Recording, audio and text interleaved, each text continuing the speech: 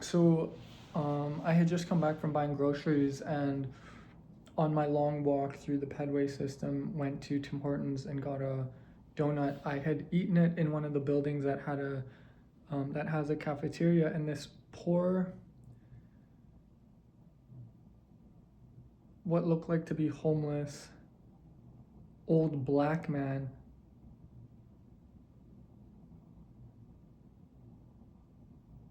wearing all, like, pretty much all red, which signals to the public that either he's a part of Red Alert, which is some indigenous gang, which wouldn't make sense, given that he's black, but I might not know better, or that he's at least trying to affiliate himself with gang culture, um, or this is some sort of like ruse of like his black identity, because there's another black person who doesn't appear to be homeless per se, um, who wears like pimp suits, like all purple suit. That's just like Southern black culture, and maybe just black culture more broadly in the United States of America. And he starts staring at me. So I'm like, "What are you staring at?" And then he comes up to me uh, and begins to intimidate me, telling me how um, we need to take this outside. Um,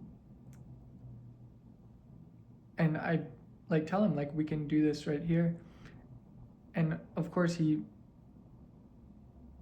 um, he doesn't want to commit um, kind of self-incrimination, and so the whole thing ends. um, I end up telling him that he's trailer trash for thinking um, he can just confront people in public, um, that I wanted to eat a donut from Tim Hortons, which was bought out by private equity, that I can't hang out in downtown, that I'm like beefing with like some old guy who's like associating himself with an indigenous gang. This is so Edmonton, Western Canada coded. And it made me realize that, um, like, we talk so much about um, education in the form of like the K to 12 system, where like you'll give birth to a kid and then to a toddler, and then once they become a kid, they like end up into the like into kindergarten, and so the K to 12 system. And we're always talking about reforming education, but we're never talking about reforming the penitentiary system. um, we talk about how like once an adult is made, they are free to make the decisions that they want, but clearly that's not the case, because once you become an adult, you do have expectations. You're expected to legally pay your taxes, so regardless, like there's no moment where you don't pay your taxes. um, you're expected to follow the law. And why wouldn't it be the case that you can educate someone, like if you don't pay your taxes, you are um, held legally accountable, which essentially is school. Like you're being retaught your civil duty. um, when you are um, held accountable in public, you're being retaught something that you should have known, like civil obedience. Social order essentially is maintained by like a constant re-education onto the individual that's um, like socially disobedient. And so like our penitentiary system essentially are the kids in the K to 12 system that really didn't learn anything and applied themselves to criminality, which like is problematic. I'm trying to think about that. Like, is it problematic? Like, is it? So, okay, so as an anarchist, as a postmodernist, I don't believe in the nation state. The patriarchy is an illusion. Taking self accountability um, while still maintaining critical thinking skills is my um, kind of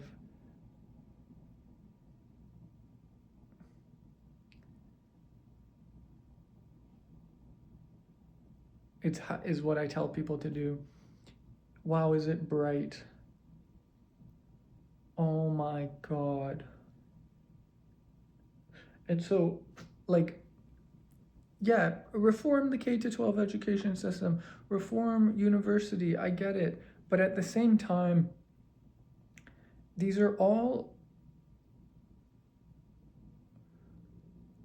smaller categories to actually a bigger issue, which is the penitentiary system, and Foucault talked about this, is literally a working class manufacturing site. How do you enforce laws in a postmodern society? Like, honest to God, once you've deconstructed institutions, you need something of equal or greater value. And like it, like you're gonna realize and we know this actually. The reason for a nation state is to legitimize the process of physical resource extraction, and that's why um, working with your hands is so important. And that's why the working class, like the blue collar, the actual people working with their hands, are getting the shit kicked out of them because, like, the elite, the people who are running the illusionary patriarchy, are benefiting from from the from the physical from the physical like from the legitimate value of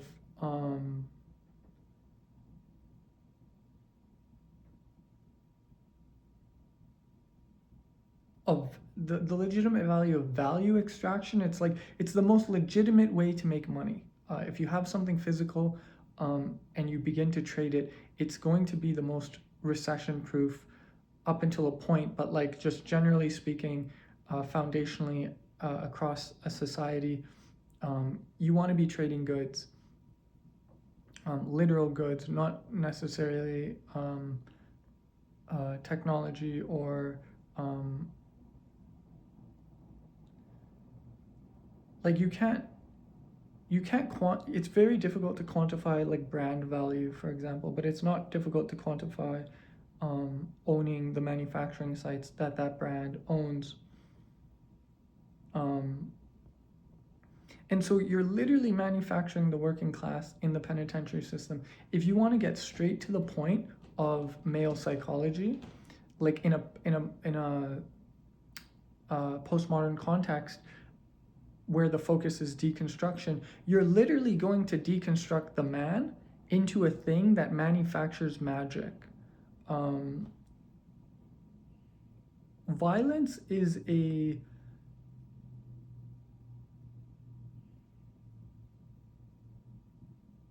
is very useful, and we do a really bad job of speaking to human psychology. Fundamentally, we have to be more tolerant to people committing violence under correct conditions. So, like, not villainizing people who have a very clear sense of their identity through physical behavior, which means like being blue collar, but also just fighting. We have to get boys competing, and then women have to be playing a role in that. Like, we have to have athletes as a society. We have to be manufacturing athletes, but men who are simultaneously physically capable and intellectual. This division of the anti-intellectual man and then the intellectual man, but then they're synonymous with physical characteristics, is really what I'm getting at.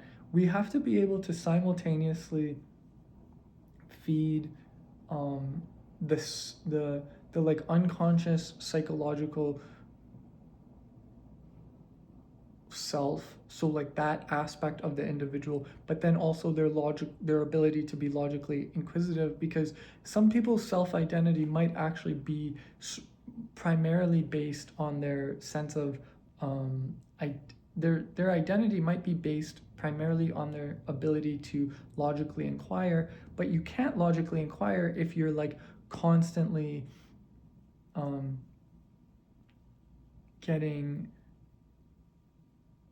like, if you have no university to go to, if you have no job to work at, if your job is literally grinding your bones because you have no union support, because socially like the industry supports the anti-intellectual man, but like fundamentally it's healthy to work with your hands, you're going to end up with a really fucked up male psychology. And this is, I'm actually just veering into like Jordan Peterson level sympathy towards men.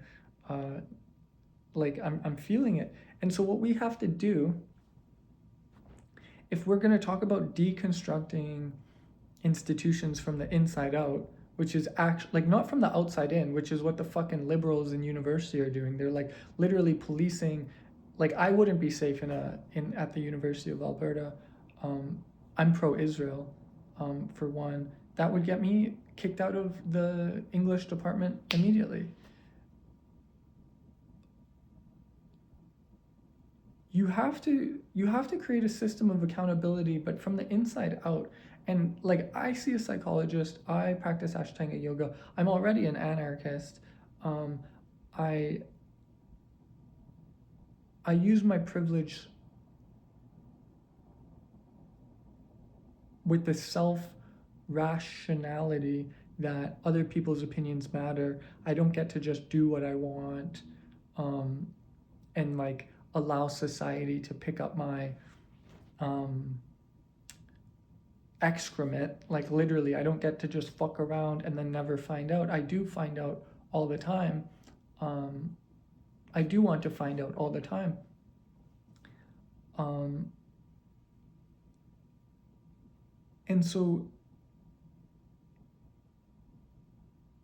like, bringing, like, the mythological man and the logically inquisitive man, bringing them up to speed, so that the individual doesn't practice victimhood. You have to have a penitentiary system that manufactures reform.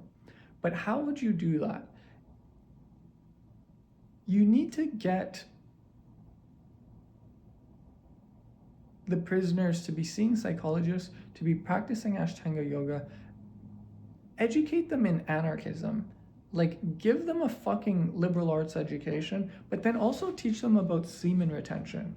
And this is how you know I'm really just trying to leave my mark in academia, because the consequence of semen retention on the masculine self and the Western imagination is one of deconstruction of the self.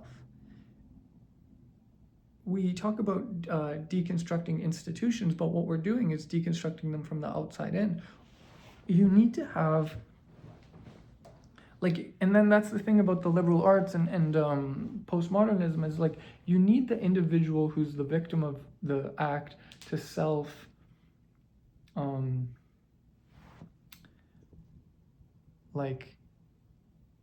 to self-advocate. So how do you get a prisoner to self-advocate for themselves? They do bullshit. They do things that look like penance. Converting to Islam, Muhammad Ali, converting to Christianity, racial theory, being associated to your race, which is like like you're reverting back to a classical time.